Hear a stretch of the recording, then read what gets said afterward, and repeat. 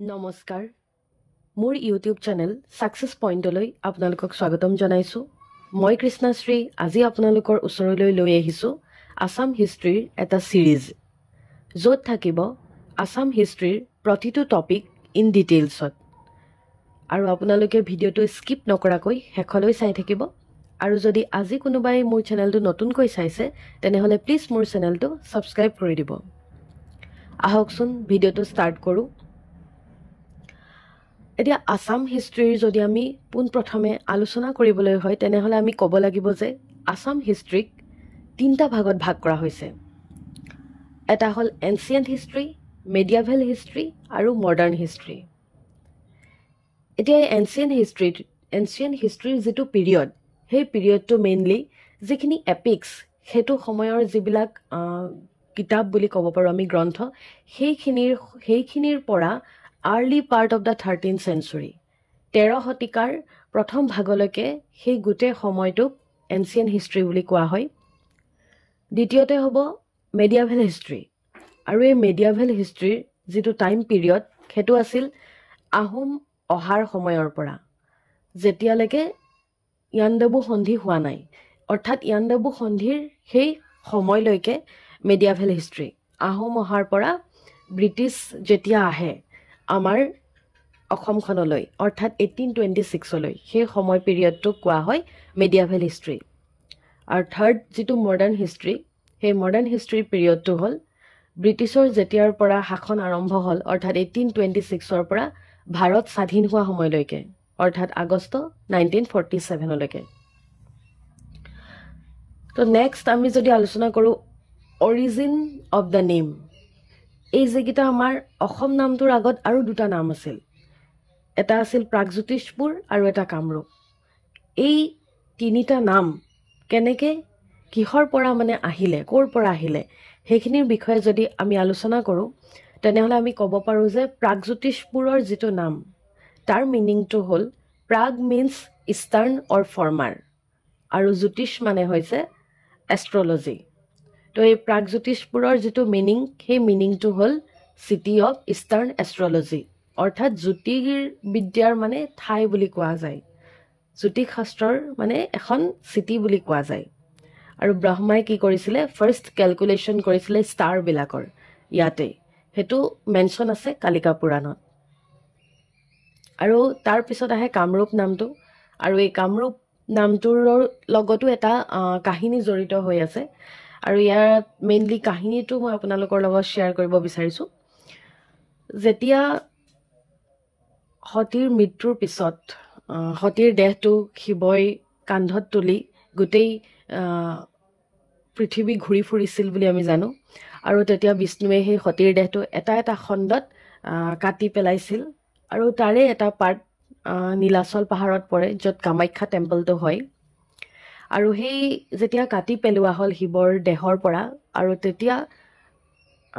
শিৱৰ বহুত খং উঠিছিল আৰু সেই খং উঠাৰ কাৰণে তপস্যাত বহে আৰু সেই যে খং উঠি আছিল সেই তপস্যাটো ভাঙিবৰ কাৰণে সকলোৱে মিলি কামদেৱক পঠাইছিল আৰু সেই কামদেৱে গৈ শিৱৰ তপস্যা ভাঙিছিল আৰু তেতিয়া কোৱা যায় যে সেই খঙতে কি কৰে শিৱই কামদেৱক ভস্ম কৰি দিয়ে আৰু তেতিয়া কামদেৱৰ পত্নী ৰতি দেৱী আহি কামদেৱক পুনৰ জীৱন দান দিবলৈ শিৱৰ ওচৰত কাকতি মিনতি কৰে তেতিয়া শিৱই পুনৰ কি কৰে কামদেৱক জীৱন দান দিয়ে আৰু সেই কামদেৱে পুনৰ জীৱন পোৱাৰ কাৰণে তাৰ পৰাই কামৰূপ নামটো আহিছে বুলি ক'ব পৰা যায় ঠিক তেনেকে অসম নামটো কৰ পৰা আহিলে এতিয়া অসম নামটো আমি ক'ব পাৰো অসমানৰ পৰা আহিছে অসমান মিন্স অসমান যাৰ মিনিংটো আৰু ক'ব পৰা যায় যে আহোম যেতিয়া অসমত আহিল সেই আহোম অহাৰ পৰাই মানে অসম নামটোৰ উৎপত্তি হোৱা বুলি কিছুমান থিওৰিয়ে ক'ব বিচাৰে এতিয়া যিখিনি এনচিয়েন্ট আসামৰ সোৰ্স সেই সোৰ্স বিলাক কি আছিল বুলি যদি কোৱা যায় তেতিয়াহলে মেইনলি 4টা সোৰ্স আছিল যৰ পৰা আমি এনচিয়েন্ট আসামৰ বিষয়ে গম পাইছো আজি তো ফাৰ্স্ট সোৰ্সটো হল আৰ্কিঅলজি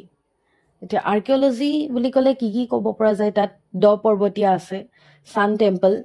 আৰু এই দ পৰ্বতীয়া বা সান টেম্পল তেজপুৰত আছে ঠিক তেনেকৈ আৰু এটা সোৰ্স হয় এপিগ্ৰাফি আৰু এই এপিগ্ৰাফি বুলি ক'লে তাৰ ভিতৰত সোমাই থাকে ষ্টোন বা ৰক্স পিলাৰ কেভ মানে কিছুমান হিল তাৰপিছত গুহা সেইবিলাকৰ পৰাও আমি এনচিয়েণ্ট অসমৰ বিষয়ে গম পাওঁ ঠিক তেনেকৈ আৰু এটা সোৰ্স লিটাৰেচাৰ আৰু লিটাৰেচাৰ বুলি ক'লে কিছুমান তাত মহাকাব্য সোমাই থাকে বা গ্ৰন্থবিলাক যেনেকৈ অৰ্থশাস্ত্ৰ হৰ্ষচৰিত এইবিলাক ধৰা সেইটো সময়ৰ কাহিনী য'ত মানে আমি সেইটো সময়ৰ এখন গ্ৰন্থ য'ৰ পৰা আমি এনচিয়েণ্ট আছামৰ বিষয়ে আজি গম পাইছোঁ ঠিক তেনেকৈ আৰু এটা সোৰ্স হ'ল ফৰেন একাউণ্ট আৰু সেই ফৰেন একাউণ্ট বুলি ক'লে আমি বিশেষকৈ হিউৱেন চাঙৰ একাউণ্টৰ কথাই ক'ব লাগিব কিয়নো তেওঁ চাইনিজ পিলগ্ৰিম আছিলে যোনে ভাস্কৰ বৰ্মনৰ টাইমত আহিছিলে অসমলৈ সেই বিষয়ে আমি নেক্সট আমাৰ ভিডিঅ'ত যেতিয়া আমি বৰ্মন ডাইনেষ্টি আলোচনা কৰিম তেতিয়া ইন ডিটেইলছত আমি হিউৱেন চাঙৰ বিষয়েও আলোচনা কৰিম এতিয়া আমি ইয়াৰ পিছত যদি কওঁ প্ৰথম যিটো ডাইনেষ্টি সেই ডাইনেষ্টিটো হ'ল দানৱ ডাইনেষ্টি আৰু এই দানৱ ডাইনেষ্টিৰ ফাৰ্ষ্ট যিজন ৰুলাৰ সেইজন আছিলে মহিৰংগ দানৱ আৰু এই মহিৰংগ দানৱকে earliest known king of ancient Assam বুলি কোৱা হয়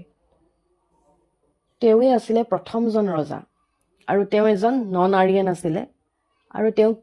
কিৰাতা চিফ বুলি জনা গৈছিল আৰু তেওঁৰ কেপিটেল আছিলে মাইৰাংকাত আৰু যিটো মাইৰাংকা হ'ল মাইৰাং পৰ্বত যিটো গুৱাহাটীৰ ওচৰত আছে আৰু এই Mahiranga দানৱক he was succeeded by Hatakasura, Sambhasura, Ratnasura and Ghatakasura. আৰু এই ঘাটাকাসুৰাক আকৌ কোনে বধ কৰে নাৰাকাই বধ কৰে আৰু আজি আমি দানৱ ডাইনেষ্টিলৈকে আলোচনা কৰিলোঁ এই ভিডিঅ'টোত আপোনালোকে ইয়াৰ গোটেই যিটো সিৰিজ থাকিব আসাম হিষ্ট্ৰী আপোনালোকে চাই যাব মই এটা এটাকৈ ভিডিঅ' দি যাম ইয়াৰ পিছত নেক্সট যিটো ডাইনেষ্টি সেই ডাইনেষ্টিটোৰ বিষয়ে ইয়াৰ নেক্সট ভিডিঅ'ত মই আলোচনা কৰিম আপোনালোকে যদি ভিডিঅ'টো চাই ভাল পায় তেতিয়াহ'লে প্লিজ মোৰ ভিডিঅ'বোৰ লাইক কৰিব কমেণ্ট কৰিব আৰু ফ্ৰেণ্ডছৰ মাজত যিমান পাৰে সিমান শ্বেয়াৰ কৰিব আজিলৈ ইমানেই ধন্যবাদ